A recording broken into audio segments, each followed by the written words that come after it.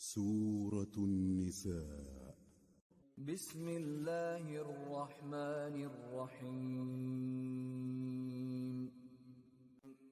شروع اللہ کا نام لے کر جو بڑا مہربان نہایت رحم والا ہے۔ وَإِذَا حُيِّيتُم بِتَحِيَّةٍ فَحَيُّوا بِأَحْسَنَ مِنْهَا أَوْ رُدُّوهَا إِنَّ اللَّهَ كَانَ عَلَى كُلِّ شَيْءٍ حَسِيبًا۔ اللَّهُ لَا إِلَٰهَ إِلَّا هُوَ لَيَجْمَعَنَّكُمْ إِلَى يَوْمِ الْقِيَامَةِ لَا رَيْبَ فِيهِ وَمَنْ أَصْدَقُ مِنَ اللَّهِ حَدِيثًا۔ اور جب تم کو کوئی دعا دے تو جواب میں تم اس سے بہتر کلمے سے اسے دعا دو یا انہی لفظوں سے دعا دو، بے شک اللہ ہر چیز کا حساب لینے والا ہے۔ اللہ وہ معبود برحق ہے کہ اس کے سوا کوئی عبادت کے لائق نہیں۔ وہ قیامت کے دن تم سب کو ضرور جمع کرے گا، اور اللہ سے بڑھ کر بات کا سچا کون ہوگا؟ فما لكم في المنافقين فئتين والله أركسهم بما كسبوا أتريدون أن تهدوا من أضل الله ومن يضلل الله فلن تجد له سبيلا۔ اب کیا سبب ہے کہ مسلمانوں تم منافقوں کے بارے میں دو گروہ بن گئے ہو، حالانکہ اللہ نے ان کو ان کے کرتوتوں کے سبب اوندھا کر دیا ہے۔ کیا تم چاہتے ہو کہ جس شخص کو اللہ نے گمراہ رہنے دیا ہے اس کو رستے پر لے آؤ، اور جس شخص کو اللہ گمراہ رہنے دے تم اس کے لیے کبھی بھی رستہ نہیں پاؤ گے۔ وَدُّوا لَوْ تَكْفُرُونَ كَمَا كَفَرُوا فَتَكُونُونَ سَوَاءً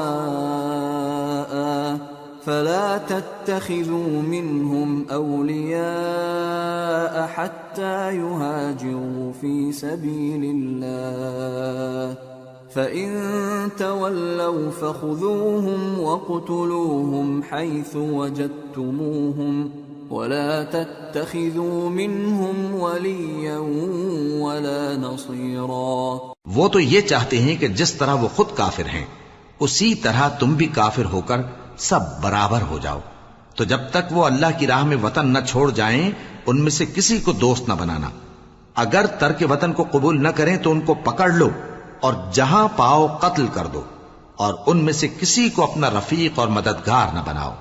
إِلَّا الَّذِينَ يَصِلُونَ إِلَىٰ قَوْمٍ بَيْنَكُمْ وَبَيْنَهُم مِّيثَاقٌ أَوْ جَاءُوكُمْ حَصِرَتْ صُدُورُهُمْ أَن يُقَاتِلُوكُمْ أَوْ يُقَاتِلُوا قَوْمَهُمْ وَلَوْ شَاءَ اللَّهُ لَسَلَّطَهُمْ عَلَيْكُمْ فَلَقَاتَلُوكُمْ فَإِنِ اعْتَزَلُوكُمْ فَلَمْ يُقَاتِلُوكُمْ وَأَلْقَوْا إِلَيْكُمُ السَّلَمَ فَمَا جَعَلَ اللَّهُ لَكُمْ عَلَيْهِمْ سَبِيلًا۔